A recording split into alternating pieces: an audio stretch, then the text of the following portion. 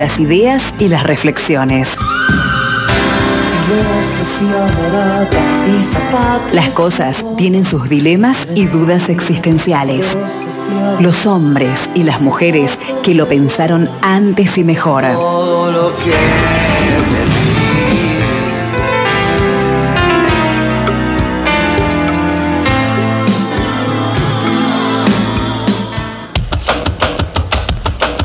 El placer de reencontrarnos con la posibilidad de que nos ayuden a pensar, a reflexionar más allá de la medianía en la que transitamos nosotros en el relato de los acontecimientos. Todos los acontecimientos tienen raíces profundas de interpretación y son nuestros filósofos quienes nos ayudan. Le damos la bienvenida a Guillermo Rica. ¿Cómo estás, Guille? Bien, bien. ¿Todo Guille, bien? Todo bien. ¿Qué hace un filósofo en el verano? No piensa en nada.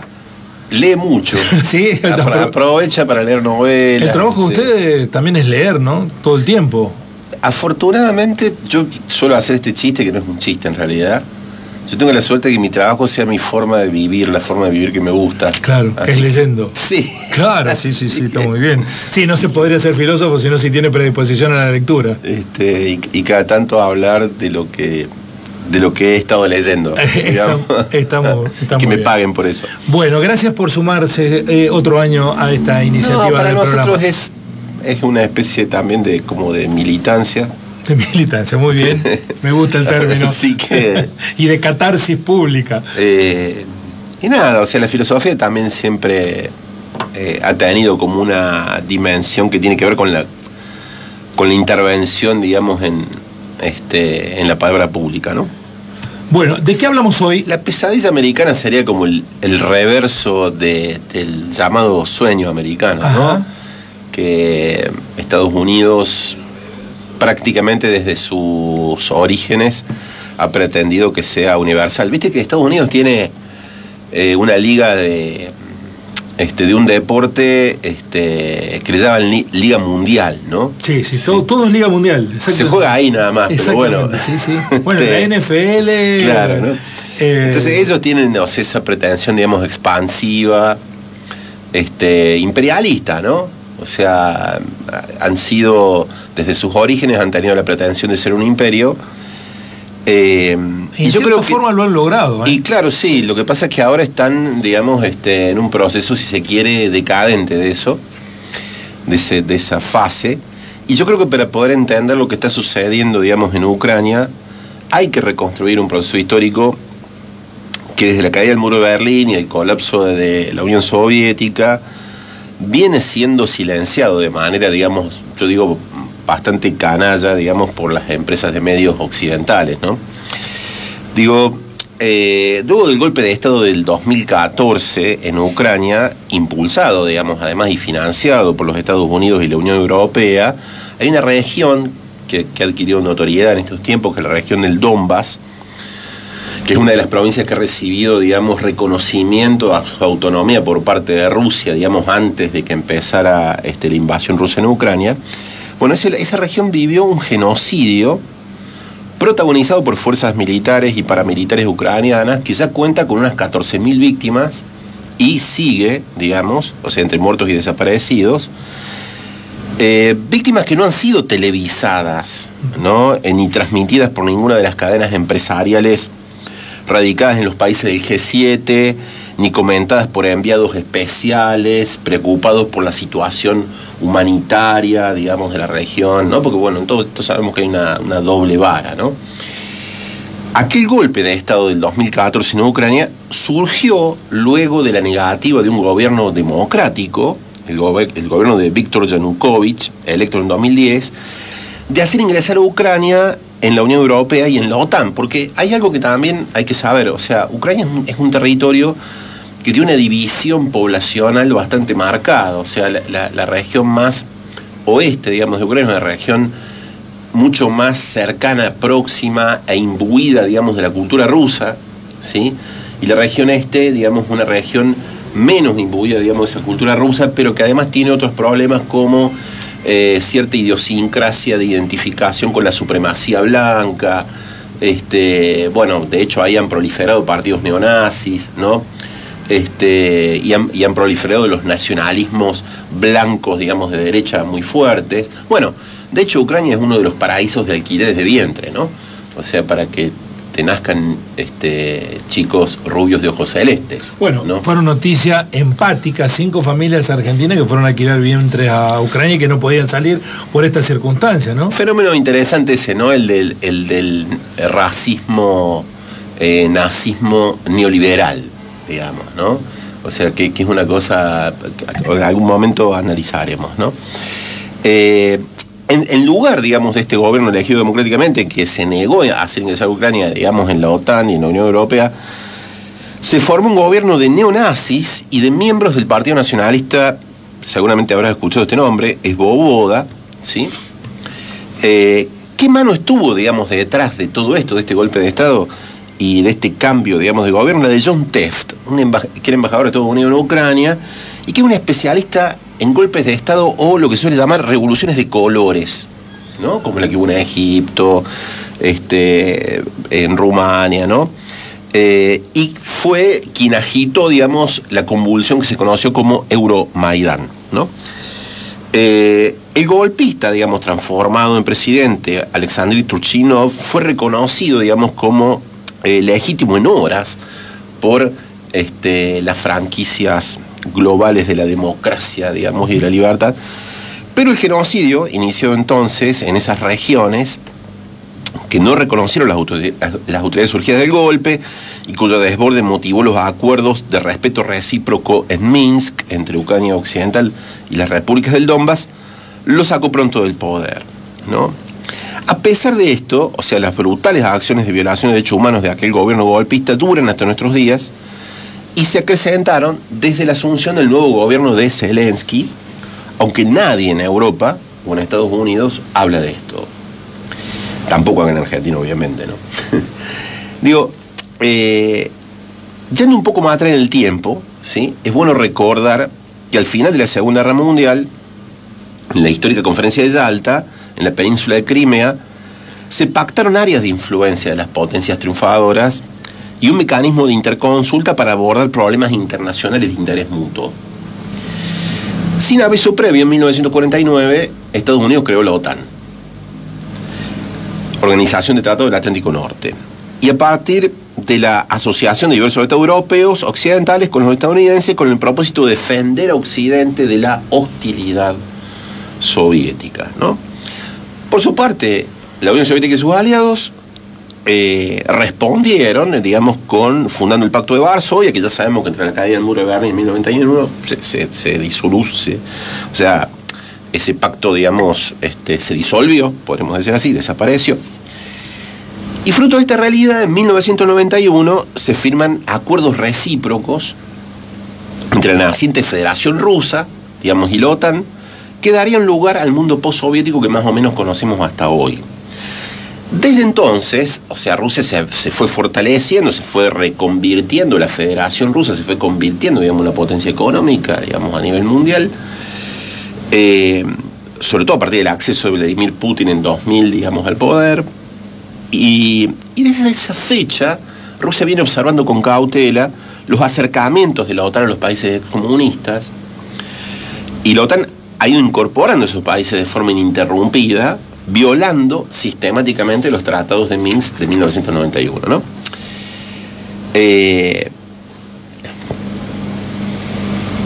A esta altura, para Rusia, la violación de esos tratados y como dice Putin, las 5 oleadas, digamos, ¿no?, de avance de la OTAN, violando esos tratados, digamos, de 1991, hoy representa una amenaza, digamos, para la seguridad de la propia Rusia, porque es evidente, digamos, que entre los planes de la OTAN, es decir, de Estados Unidos, además de producir el desmembramiento y la disolución de la Unión Soviética, digamos, de 1991, lo que quedaría era la disolución de la misma Rusia.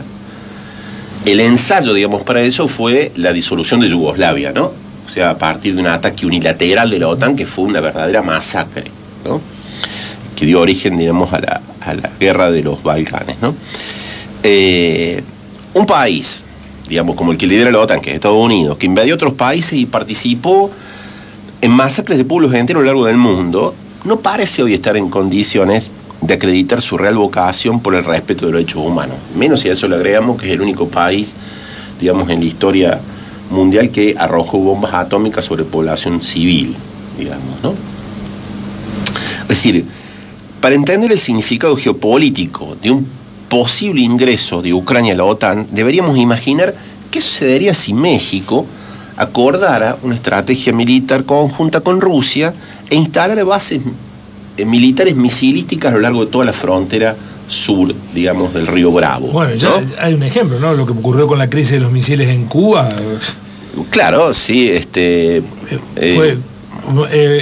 no quieren nada cerca ni por aproximación. Exactamente, porque bueno, la vieja doctrina Monroe ya sabemos lo que decía, ¿no? O sea, América, para los americanos, es muy interesante esa expresión porque América es Estados Unidos de América y al mismo tiempo es todo el continente y los americanos son los norteamericanos, ¿no?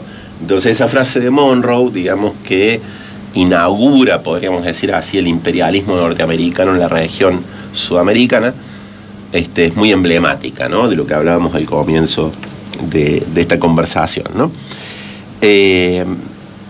O sea, hay cuestiones semánticas acá que no son, digamos, nada inocentes, ¿no? Cuando Estados Unidos invade Irak, ¿sí? Los medios occidentales, o sea, los medios, yo diría, del régimen capitalista neoliberal, dicen, está ocupando el territorio para su liberación, ¿no?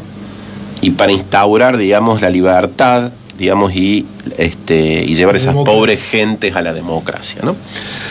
Cuando Rusia invade Ucrania, porque no le queda más remedio que volverse insurgente al incumplimiento de los tratados de la OTAN, ¿sí? O sea, al incumplimiento por parte de la OTAN a los tratados firmados por todos esos países, y volverse insurgente al ya decadente unipolarismo norteamericano. Rusia es un invasor, ¿sí? Y Zelensky es una especie de Gaulle, digamos, ¿no? Que está resistiendo a un nuevo Hitler, digamos, que vendría a ser Vladimir Putin, ¿no? Y bueno, no hay que olvidar que el nuevo presidente, o sea, el presidente Zelensky, digamos, un viejo humorista, colocado, digamos, ahí por Estados Unidos y por la Unión Europea, que está desesperadamente reclamando que la Unión Europea los incorpore, y parece ser que la Unión Europea no sabe muy bien qué hacer, digamos, al respecto, ¿no? Pero con esto termino. O sea, a mí me parece que acá hay otra cosa a tener en cuenta para entender lo que está pasando hoy en el mundo. O sea, el mundo está en vísperas, digamos, de transformarse, no sabemos muy bien en qué, ¿sí? O sea, el mundo unipolar que diseñó, digamos, la famosa, entre comillas, globalización, que no fue otra cosa más que una mundialización de los intereses de las grandes empresas, digamos, de los grandes grupos concentrados de la economía capitalista,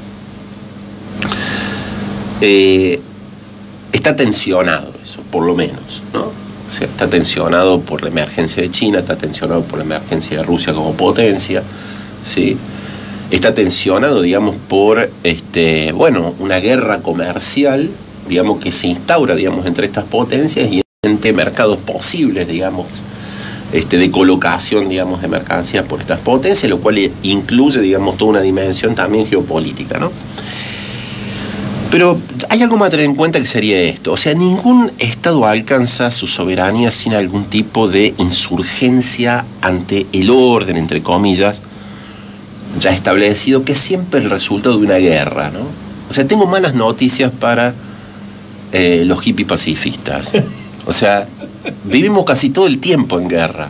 Sí. Y todos los órdenes sociales son el resultado de guerras. Sí, sí. Digamos. Algunas con armas, otras con otros recursos. Exacto, ¿no? Pero lo que habría que decir es lo siguiente. Se puede decir de otro modo esto.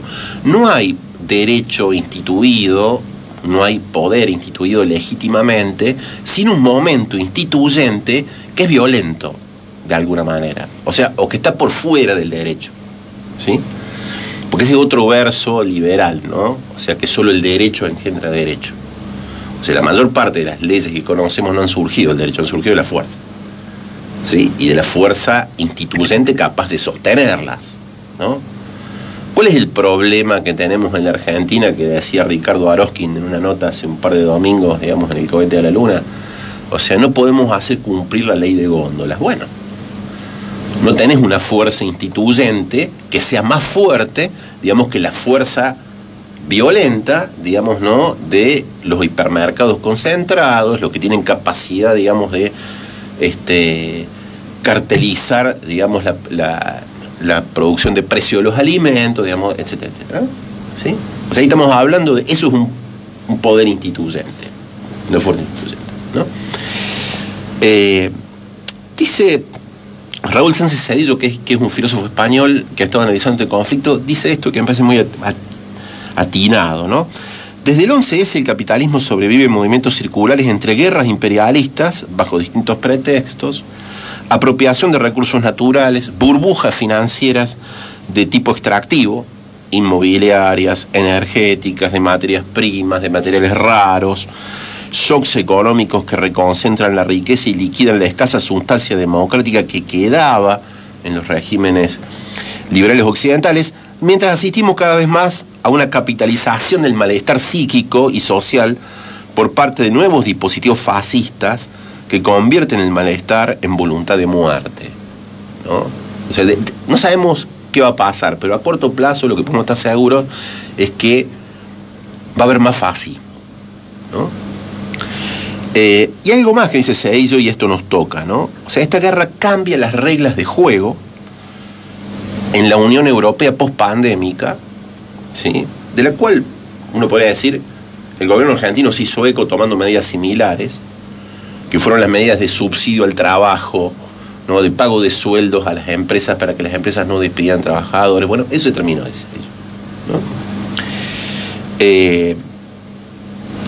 Se elimina todo proceso democrático que afecte los intereses de las élites capitalistas, ¿no? Por lo tanto, hay algo más, digamos, que entra en juego, y es el ya vapuleadísimo, desgastadísimo, andrajoso, diría yo, concepto de democracia, que hay que ver cómo subsiste, ¿no? Algo que dejo por una próxima intervención, digamos, más situada a nuestro contexto. Sí, si pudiéramos medirla con algún registro de intensidad, si teníamos una democracia de baja intensidad antes de la guerra, ahora esa intensidad es más tenue, digo, en todos los territorios, ¿no? Porque uno ve que los fascismos se han hecho más fascistas en esta coyuntura, y que los argumentos antidemocráticos se consolidan en muchos lugares que antes no circulaba. Pero aparte, fíjate, suceden contradicciones performativas flagrantes, como esta, ¿no? Como la de esta diputada de Córdoba del PRO. Laura Rodríguez Machado. Laura Rodríguez Machado, liberal, que pide la censura de Russia Today. Exactamente, digamos, ¿no? De eso hablamos con ella esta mañana. O sea, un liberal, lamento no haberlo podido escuchar, pero me llama mucho la atención con qué argumentos un liberal reclama censura, ¿no? Sí.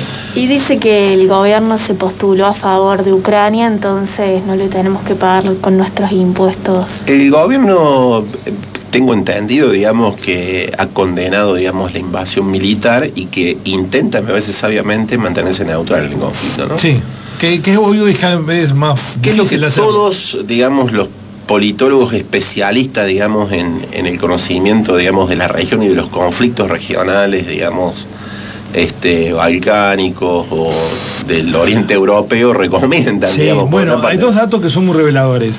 Nosotros tenemos presiones de los Estados Unidos porque tenemos una dependencia económica producto de lo que ya se sabe con el Fondo Monetario Internacional.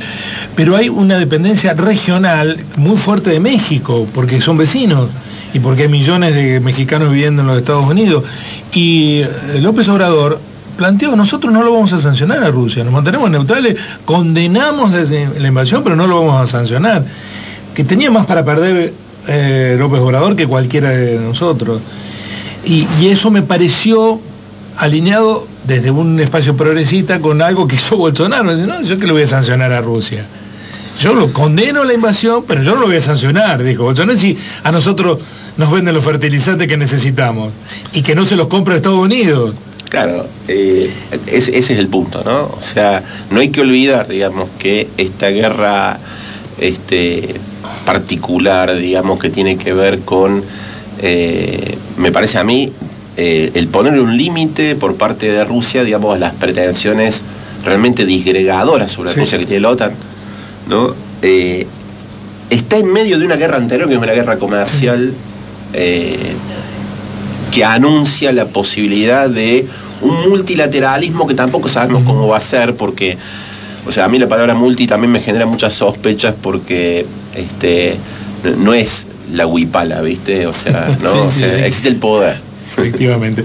De los datos que me sorprendió ayer, no recuerdo si la vi, la leí o la escuché, a una periodista con la que he estado en algún seminario muy especializada en cuestiones internacionales, Thelma Luzani, que dijo, bueno, Estados Unidos impuso en Yugoslavia, esto que vos decía, el poder total del imperialismo. La principal avenida de Kosovo, ¿saben cómo se llama? George W. Bush. Y en Kosovo hay estatuas de 30 metros de altura de los Bush, hijo y padre.